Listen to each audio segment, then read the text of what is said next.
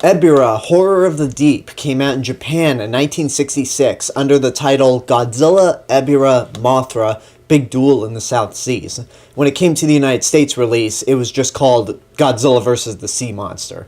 Pretty generic title, but I feel like that kind of fits the tone of this movie, at least for my personal taste. But anyway, the movie follows a group of friends who decide to head out to the South Pacific in order for one of the friends to find his long-lost brother. So they accidentally steal a ship that they think is owned by a guy played by Akira Takarada, but it turns out that Akira Takarada is a criminal who stole the boat himself and a ton of money. And just like in Psycho, that money is never brought up ever again. So anyway, the group finds themselves stranded on an island, and they soon discover that it's the headquarters for a terrorist group called the Red Bamboo. They kidnap natives from Infant Island, which is actually not too far off from the island that they're on right now, and use them as slaves for their own evil purposes. So our heroes run into one of the natives of Infant Island, Dio, played by Kumi Mizuno, and the group tries to figure out how to escape the island. Only one problem, though. The island is guarded by this giant lobster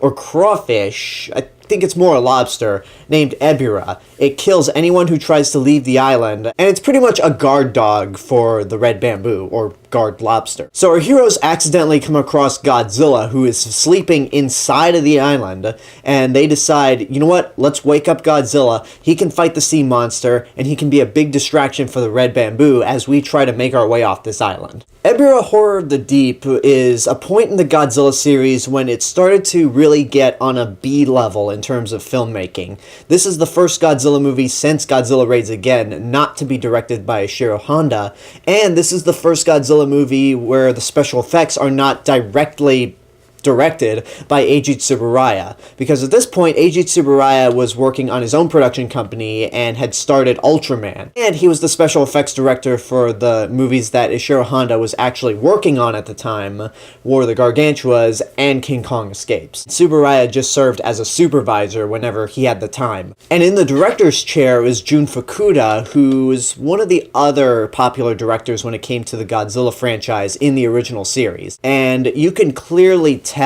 that this movie is a downgrade from the last few movies. For one, the main characters are just not that interesting this time around. There's nothing really charming about them. They don't have likable personalities, because that was one of the great things about Ishiro Honda's characters, is that even if they weren't deep or they didn't go through much character development, the actors still had a lot of personality and charisma to where you ended up liking the characters.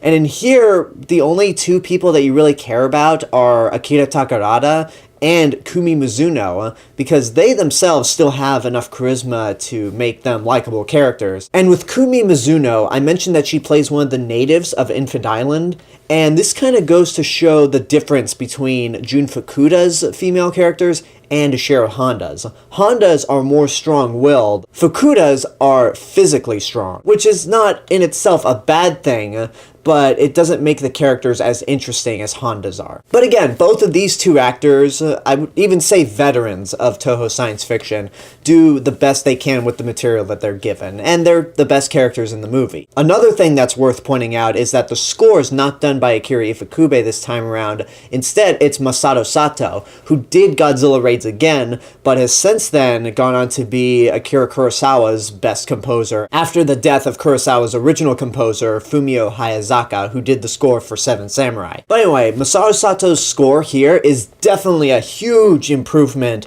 from the score in Godzilla Raids Again. In this movie, he has a surfer rock kind of vibe to it, and since this movie takes place on an island, that kind of sound makes somewhat sense, right down to the most literal reasoning of why this score makes sense, but it's one of my favorite Godzilla scores that's not done by Akira Ifukube, and it's the one huge element that makes this movie more watchable than it should really be. And when I said that Akira Ifukube is like the John Williams of Japan, it's with this score where I usually identify Masato Sato as the Henry Mancini of Japan. Henry Mancini is the guy who did the scores for stuff like The Pink Panther and Shot in the Dark. However, when Masaru Sato ends up scoring Kurosawa films, he's like the Ennio Morricone of Japan. But you know what, that's another topic for another time. Let's stick with Godzilla. And then the monster fight scenes are still very entertaining. Even though the movie is set on an island and it has a little more of a cheaper feeling than the last few movies did, you don't get a lot of destruction scenes,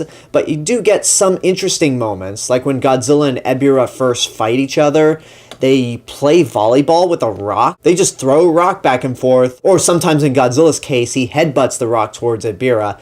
It's bizarre. It's a weird fight scene, but it's still entertaining. Although this movie does have the worst Godzilla fight scene ever. For some weird reason, Godzilla is fighting a giant condor out of nowhere, and it's filmed too close up. The editing is so sloppy that you can't even tell what's going on. It's just the very definition of padding. There's no reason for this fight scene to be in the movie at all. It doesn't lend itself at all to the story. Now let's talk about Godzilla for a second. When you watch Godzilla this time around, there's something about him that just doesn't really feel right. I mean, outside the fact that every time you see Godzilla, you expect him to say, "Cookie!" You watch Godzilla's actions and the way he behaves, and you're like, he's acting a little out of the ordinary than how he acted in the past few movies.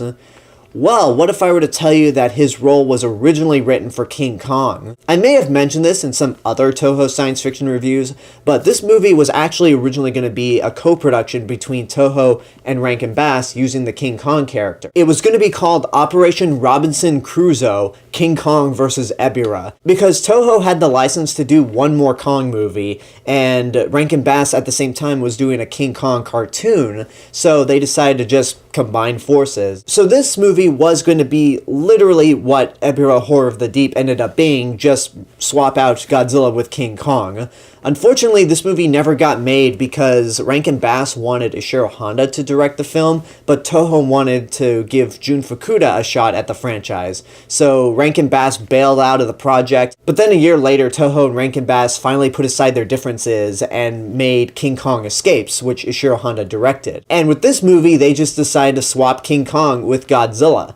And when you watch this movie, it makes perfect sense that it was originally written to be a King Kong movie. Because Godzilla sort of has a love affection for Dio, which is something Godzilla would never, ever do. And at the end of the movie, Godzilla has a brief fight with Mothra, which doesn't make a whole lot of sense when the two monsters teamed up to fight King Ghidorah 2 movies ago. So I ultimately don't have much else to say about this movie. It's one of the lesser Godzilla movies, but not one of the worst at all. It's a movie that I would say watch at your own risk. The characters are not as interesting as they are in Ishiro Honda's films. It takes a long time for Godzilla to actually show up, about 50 minutes, and the rest of the movie throughout is sort of set up and not a lot of exciting things happening. But again, Masaru Sato's score is fantastic. The fight scenes and the special effects sequences overall are very entertaining and very well done. So like I said, it's not one of the worst Godzilla movies ever made, but I can't give it a high recommendation. And that's my review for Ebirah, Horror of the Deep.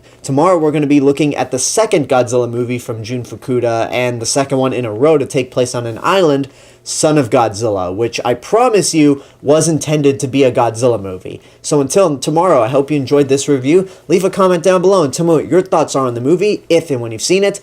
And as always, this is the real Mr. Robinson telling you there's only one.